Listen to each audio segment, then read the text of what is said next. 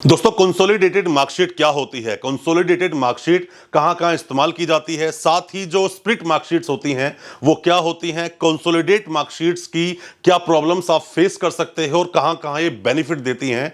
क्योंकि कई universities consolidate marksheet देकर ही छोड़ देती हैं स्टूडेंट्स को, स्प्लिट मार्कशीट्स नहीं देती हैं। तो सब कुछ ये क्या है, सब कुछ मैं बताऊंगा आज अपने इस वीडियो में। दोस्तों आप सभी का स्वागत करता हूं अपने इस यूट्यूब चैनल पर जिसका नाम है यूनिवर्सिटी इंडिया और मेरा नाम है वीरेंद्र वर्मा।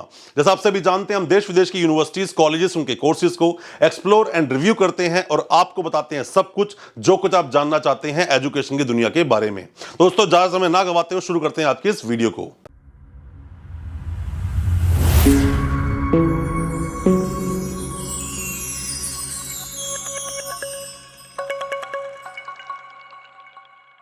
दोस्तों कंसोलिडेट मार्कशीट क्या होती है, सबसे पहले आप इस बात को समझिए।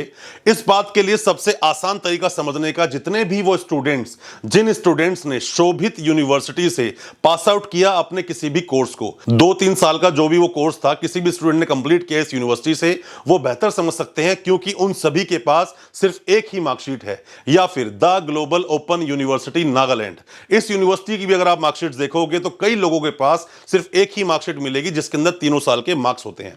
दोस्तों हालांकि देखा जाए तो कंसोलिडेट मार्कशीट बहुत ही महत्वपूर्ण है, बहुत ही जरूरी है, बट बहुत जरूरी यह भी है कि आपके पास बाकी की मार्कशीट्स भी हो। मतलब कि मान लीजिए आपने यूजी कोर्स किया, किसी भी साल में पास आउट किया, फर्स्ट ईयर की अलग होनी चाहिए, सेकंड ईयर की मार्कशीट अलग होनी चाहिए और थर्ड ईयर की मार्कशीट में 3 साल के मार्क्स आपके होने चाहिए। और वो जो मार्कशीट होती है थर्ड ईयर की, उसी को हम बोलते हैं कंसोलिडेट मार्कशीट। बीटेक अगर आप लेते हैं तो बीटेक 4 साल का होता है या लेटरल एंट्री पर 3 साल का होता है। अगर आपने डिप्लोमा पास किया है तो जो 4 साल के मार्क्स होते हैं वो 8वें सेमेस्टर में 7 सेमेस्टर के भी मार्क्स इंक्लूड होते हैं। तो जो लास्ट की जो मार्कशीट होती है आपकी किसी भी लास्ट सेमेस्टर की या लास्ट ईयर की, उसी के अंदर मेंशन होता है सारे मार्क्स आपके जितने भी प्रीवियस आपने क्वालिफिकेशन ली है। बट ऐसा नहीं देखा गया है शोभित यूनिवर्सिटी की या द ग्लोबल ओपन यूनिवर्सिटी की। बट ये स्प्लिट मार्कशीट्स अक्सर नहीं देखी जाती हैं शोभित यूनिवर्सिटीज के जितने भी स्टूडेंट पास आउट हुए हैं। या the global open university Nagaland से कई स्टूडेंट्स ने जो हम लोगों को मार्कशीट्स भेजी थी वेरिफिकेशन कराने के लिए या आरटीआई लगाने के लिए,